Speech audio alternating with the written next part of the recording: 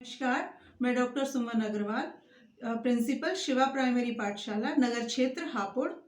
और क्वालिफिकेशन है BSc medical, MA education, MA English, BTC and PGGMC post graduation journalism and mass communication and PhD in English. PhD जो है मेरी the exploitation of human in the novels of Bapsi Sidhwa पे मैंने complete की 2016 में। इस सर्विस में मैंने 18 साल कंप्लीट कर लिए हैं और एक्सपीरियंस मेरा जो है बहुत ही खट्टा मीठा रहा। इस जॉब में उतार चढ़ाव आए, बहुत सी समस्याएं भी आई, लेकिन हमने इन समस्याओं का डटकर मुकाबला किया और इनके समाधान निकाले और हम अपनी सर्विस में कंटिन्यूटी से करते जा रहे हैं। जिला हमारा हापुड़ है। हापुड़ की कई स्पेशलिटीज़ हैं। इसका पुराना नाम हरिपुर हुआ करता था और यहाँ के पापड़, गुड़ की मंडी और चंडी मंदिर और हमारे स्कूल के पास वाले हनुमान जी का मंदिर बहुत ही फेमस है, बहुत ही प्रसिद्ध है। बहुत से दूर दूर से लोग यहाँ पे दर्शनों के लिए आते हैं। मेरा विद्यालय शिवा प्राथमिक पाठशाला कलेक्टरगंज नगर क्षेत्र हापुड़ है। यहाँ बच्चों की संख्या अभी फिलहाल में 86 है। संख्या तो हम और भी बढ़ा सकते हैं, परंतु संख्या को बढ़ाने में हमारे साथ जो सबसे बड़ी प्रॉब्लम है वो है जगह की। हमारा स्कूल बहुत ही छोटी सी जगह में है और इस छोटी सी जगह में हमने सारी चीज़ें यहाँ पे सारी सुविधाएं यहाँ पे उपलब्ध करा रखी हैं। हमारे स्कूल में म्यूज़िकल कॉर्नर है, एक्सपेरिमेंटल कॉर्नर है, लाइब्रेरी है, स्पोर्ट्स कॉर्नर है, किचन है और ये सारा का सारा आपको जान के हैरानी होगी कि सिर्फ 100 गज के स्कूल में ये सारी चीज़ें हमारे बच्चों को उपलब्ध हमने कराई हुई हैं। मेरी समस्याएं तो बहुत आती हैं। जब 2011 में मैंने इस स्कूल का चार्ज लिया तब यहाँ पर मुझे जो संसाधनों के नाम पर मिला वो 4 टूटी फूटी दीवारें थी। इन टूटी फूटी दीवारों में और खंडरनुमा, ये काफ़ी ज़मीन से नीचे है, रोड से बहुत नीचे है। ये पॉश कॉलोनी में है, लेकिन कोई फ़ायदा नहीं क्योंकि यहाँ पूरी कॉलोनी का पानी अभी भी भर जाता है। विद्यालय के भवन को ठीक कराया, उसमें संसाधनों को उपलब्ध कराया और जहां बच्चों की संख्या उस टाइम 2011 में 8 थी, आज यहां 86 बच्चे हैं। ZII प्रशिक्षण, इस ZII zero investment innovation for education initiative, इससे मैं बहुत ज़्यादा प्रभावित हुई। 2017 में मैं ZII प्रशिक्षण के कांटेक्ट में तब आई जब मैंने इनका लाइव टेलीकास्ट यूट्यूब पर देखा।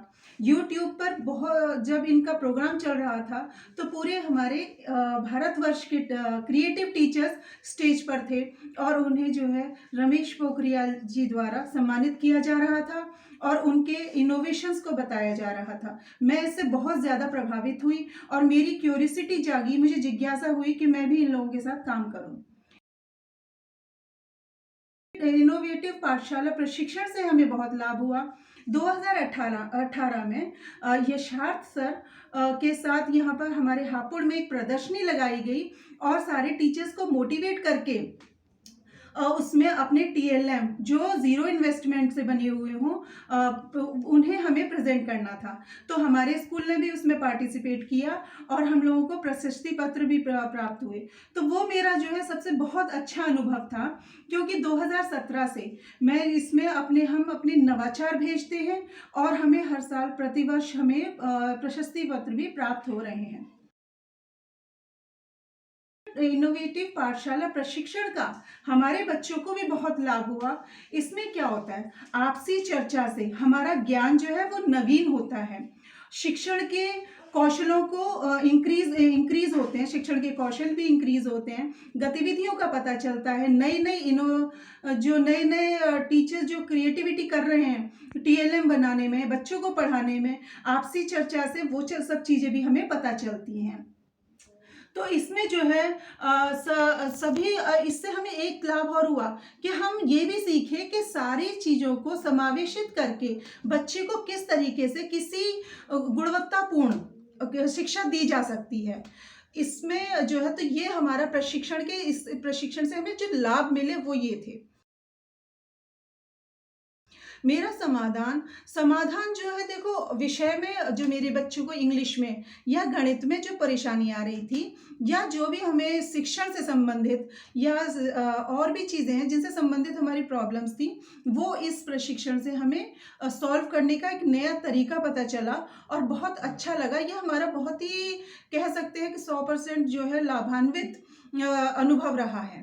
तो इसकी जितनी तारीफ़ की जाए उतना कम है। मेरा मेरा विद्यालय रोल मॉडल इसलिए भी होना चाहिए क्योंकि विद्या प्लस आलय का मतलब होता है विद्या का मंदिर, और सचमुच हमारा जो विद्यालय है वो विद्या का मंदिर है।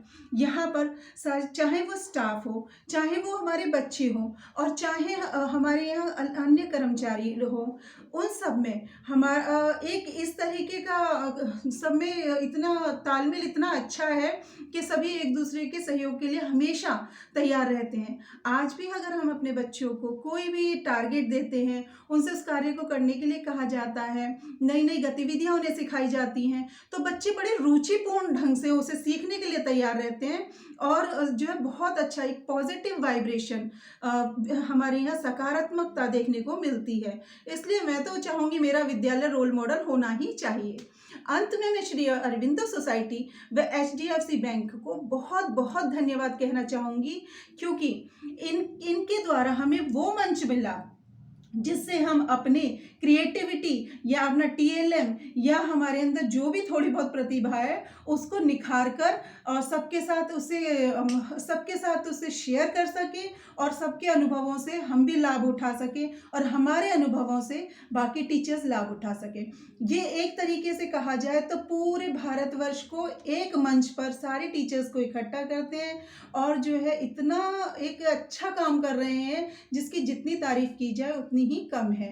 एट लास्ट में जो है यशार्थ सर को भी थैंक यू करना चाहूँगी, जो उनकी कांटेक्ट में हम 2018 से हैं, जब उन्होंने हमारे यहाँ प्रदर्शनी लगाई थी, और अभी फिलहाल में भी उन्होंने एक हापुड़ के टीचर्स का ग्रुप बनाकर और उन्हें प्रशिक्षण देने का कार्य किया है। उनके जो बोलने का तरीका होता है, टीचर्स को समझाने का तरीका होता है, लेसन को टीचर्स को इतनी बढ़िया तरीके से समझाते कि एट लास्ट हमें लगता है शायद हम टीचर नहीं बच्चे ही हैं।